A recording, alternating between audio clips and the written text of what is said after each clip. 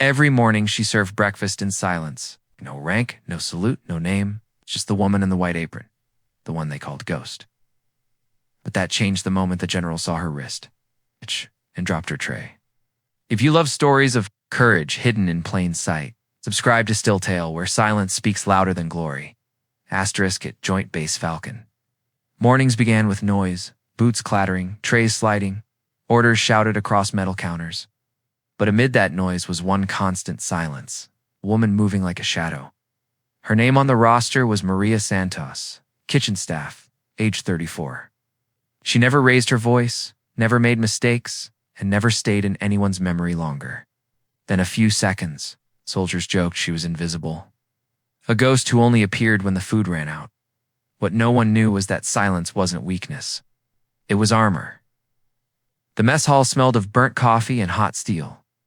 The air conditioning had failed again, and sweat gleamed on foreheads as line cooks worked at full speed.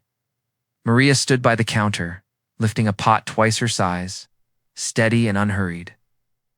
At exactly 0730, the doors opened. A voice cut through the clatter, firm, commanding, unmistakable. General Patricia Hawthorne. Her arrival meant one thing: inspection. Every soldier stiffened. Every cook froze. Maria didn't flinch. She'd seen greater storms than this one. The general stepped forward, eyes sharp, scanning trays, utensils, uniforms. Her metals caught the morning light like shards of glass. As Maria reached across the counter to hand over a plate, her sleeve slipped back, a small black tattoo on her wrist. An eagle's wing unfurling over a string of Arabic script. The general's hand trembled. Her coffee cup fell, shattering against the tiles. The room fell silent because that tattoo wasn't just a symbol, it was a code name. Only 12 soldiers had ever born.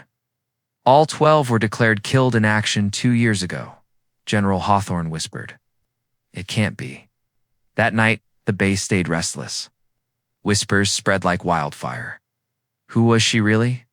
The quiet woman who never spoke? The one with the tattoo no one was supposed to see? Colonel Morrison from military intelligence arrived before dawn. Found Maria still cleaning the counters alone. Master Sergeant Maria Santos, he said quietly. We need to talk. For the first time in 18 months, Maria looked up and met his eyes. Her posture changed from humble to unbreakable. Her silence had weight now, commanding, not submissive. Operation Desert Falcon, Morrison said. We thought your entire unit was gone. They were, Maria replied. Her voice was calm, almost distant. But someone had to finish what we started. The colonel studied her face. Scars near her temple, a faint line at her neck, the map of survival. She told them what no report ever revealed, that her unit had uncovered a smuggling chain weapons routed through civilian contractors. Signed off by officials too powerful to name, that when they tried to report it, their location was leaked, that the ambush wasn't bad luck, it was betrayal. She'd crawled 3 days through desert terrain, wounded and alone, pretending to be dead on every radio frequency. When rescue never came, she disappeared, building a new identity inside the very system that betrayed her. 18 months in the kitchen wasn't exile, it was surveillance. She'd been watching, collecting evidence, connecting the same supply. Lines that fed both mess halls and black markets. The files she gathered were hidden behind the flour sacks, notes, photos, documents, all leading to one conclusion. The corruption hadn't died in Syria, it had come home. General Hawthorne stood in her quarters that evening, staring at the evidence plastered across the walls. Maps, photos, ledger sheets tied with red string. You've been living a ghost story, the general said softly. No, Maria replied, just waiting for the right moment to tell it. Oh. The general's voice lowered. Your cover's blown. Now, you'll have to leave within 48 hours. It's enough time, Maria said. A faint smile crossing her face for the first time in years.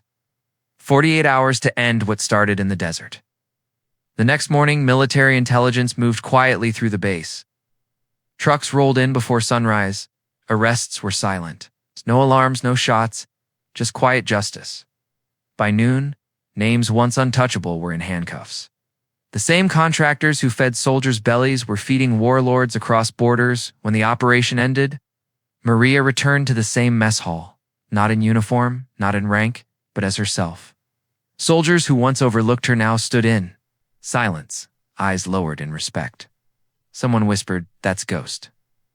And someone else answered, "No, that's the reason we're still alive." Asterisk, a week later, a small ceremony was held inside the mess hall. No media, no cameras, just the living, honoring the fallen. General Hawthorne pinned a medal to Maria's chest, whispering words no one else could hear. When asked if she wanted to return to active duty, Maria only said, "I'll stay here. Keep watching." Someone has to make sure the kitchen stays clean. There was laughter, light, relieved, full of respect. But the general understood what Maria really meant. She wasn't guarding food. She was guarding truth. Silence isn't weakness. It's where strength learns to breathe. Wars never end, they just change their uniforms. The loudest courage is often carried by those who speak the least. Some heroes don't wear medals on their chest. They carry ghosts in their heart and justice in their silence. Maria Santos didn't need applause. She just needed time and the truth. If this story moved you, tell us where you're watching from. Share your thoughts in the comments, and subscribe for more stories that honor the quiet heroes who walk among us. Because sometimes the most extraordinary people are the ones we never notice.